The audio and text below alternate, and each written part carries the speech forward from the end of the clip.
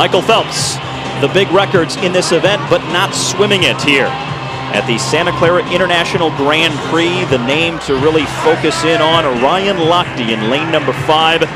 The bronze medalist from the Beijing Olympic Games, but swimming this event for the first time since the Pan Pac Championships last year in Irvine.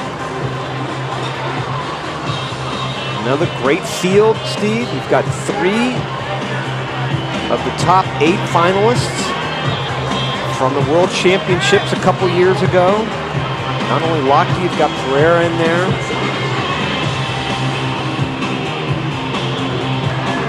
Those green fluorescent shoes have to make him go a little bit faster, even though he kicks him off before he gets in the water. There's something about those shoes, I think, that gives him a little something extra. All right, let's go lane by lane, beginning in lane number 1. Bill Krieger, the 22-year-old from the University of Georgia, the NCAA champion in this event. He'll be alongside Josh Prano in lane 2, who was 5th in this event at the 2010 Junior Pan Pac Championships. Lane number 3, Brennan Morris from Michael Phelps, North Baltimore Aquatic Club.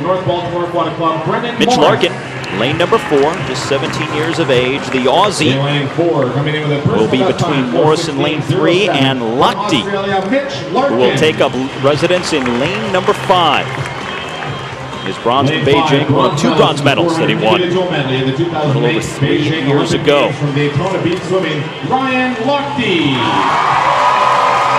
Big ovation for a popular swimmer, Ryan Lochte in lane number 5.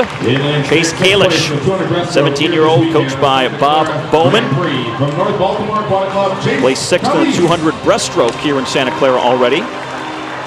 Thiago Pereira, the Brazilian, 4th at the World Championships in this event from Rome back in 2009. Pereira in lane number 7. Tyler Harris, lane 8, 6th in the 400 IM last year at U.S. Nationals. And to finish off the 9-swimmer field, the 20-year-old Sam Rowan.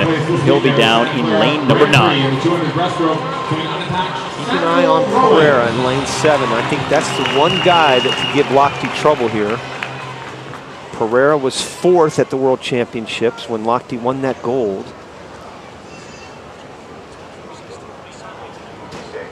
Larkin, the youngster, in lane 4. Right above Lochte will also be pretty good. It's only 17. He trains with Stephanie Rice and Park Tae-wan in Australia, in Brisbane. Stephanie Rice, huge win already on the women's side in this event here this evening. He finished 2010 with the fastest time in the world at 4:07. To his left is Lochte, and as I mentioned earlier, Pereira out there with Lochte already, right there in lane number 7. The meet record is a 4:11.40. Right now, second. US Open record 4:05.25. Really, Larkin lane 4 is a third. I was going to say that Ryan's really improved on his butterfly, Steve, over the last couple of years. It's really a stroke he's made great strides in. It used to be his weakest stroke.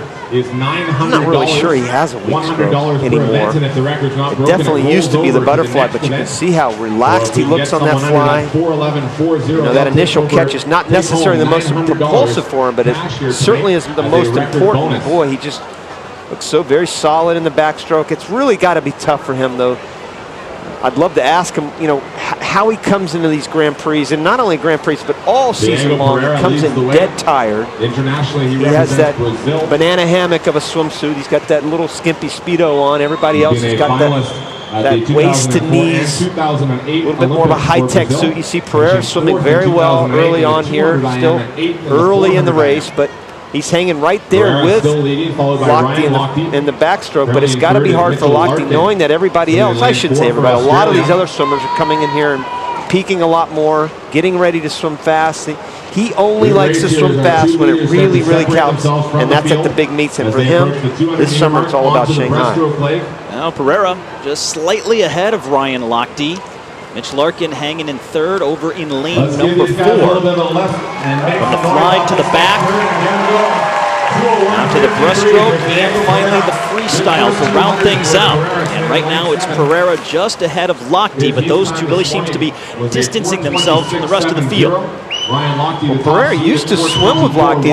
They didn't last long, but he used to swim at the Gator Swim Club, so They have been training partners before. You can see this crowd start to get into it just a little bit. I think Ryan probably got the biggest ovation of any athlete I've seen so far at this meet. They love him here in Santa Clara. You can see right now it's definitely a two-man race between Pereira and Lochte. Everybody else is out of it. But Pereira is just swimming very well. He comes in ranked 5th in the world. He's already been 4:12, so you knew that you had a sense that he was going to be able to swim fast. He's been 4:08. His best time is 4:08. Lochte has the best time, obviously, of any of these athletes in 4:06 flat, but I don't know. I mean, he's built such a huge lead. I'm not sure if Lochte is going to be able to run him down. He's a full, well, now he's a full 2 body lengths behind Pereira. No, I think Pereira's going to win this. Still 100 left. We're only 3/4 of the way done with the race, but you know, Lochte just doesn't have any snap in his stroke right now. He just doesn't have that pop that you see him have when he comes off the walls, especially, Steve. And Chase Kalish is trying to run down Lochte for 2nd place right now. Pereira is really pulling away in lane number 7. On to the final leg, the freestyle. He'll make the turn shortly, and then just 50 meters left to go in the race.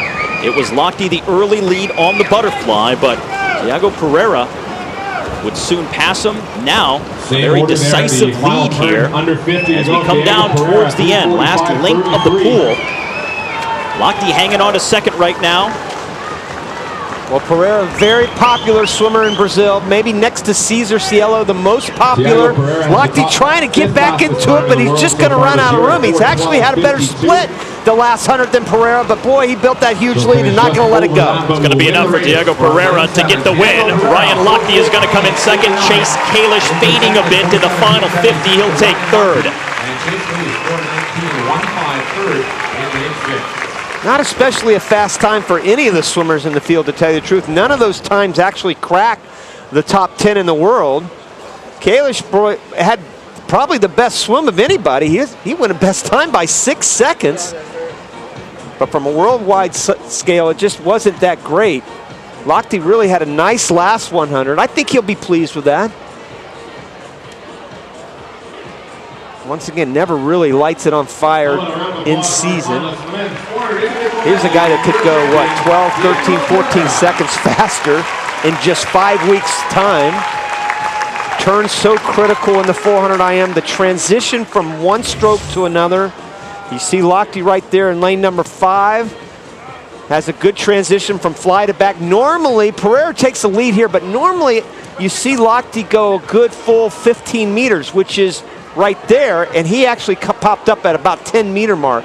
So when he gets more rest, Steve, he's going to be able to be much better on those turns. And then you finally see Pereira coming home that last 50 meters. Just looks real smooth right there. Still concentrating on that technique. He faded a little bit at the end, but held on to the lead in the win. Thiago Pereira, 8th at the Olympics in the 400 IM in Beijing. Ryan Lochte takes 2nd, swimming this event for the first time since last summer. And Lochte now joins us from down on the deck. Hey, Ryan, it's Rowdy. Was there an area where you really wanted to focus on in this race? I mean, not really. I just wanted to go out there and have a pretty solid swim. I mean, it was my first time swimming it since Pan Pacs last year, so I'm glad I got that race under my belt. And I mean, I'm just going to get ready for Worlds now. And are you happy with that time? Was that solid for you? Yeah, I mean, I honestly thought I was going to go about 6 seconds slower, so I mean, I'll take it. How difficult is it for you mentally to come into these Grand Prix and swim tired when a lot of other swimmers are swimming at their peak? I mean, it is hard. It just makes me try to get focused even better. I mean, I'm really tired. I mean, I'm not wearing a suit, so I mean, I really got to step up and be on my game. And tell me about those shoes. I love the shoes, brother. Yeah, I mean, they're crazy, just like me. It's all about the shoes, and Ryan Lochte, way to go, buddy. Thanks. Well, Ryan Lochte packed the 2 left shoes before he left Gainesville, Florida for the West Coast, but hasn't bothered him all that much. He takes his 6 Olympic medals, finishes 2nd here in the 400 IM, and we'll continue from Santa Clara in just a moment.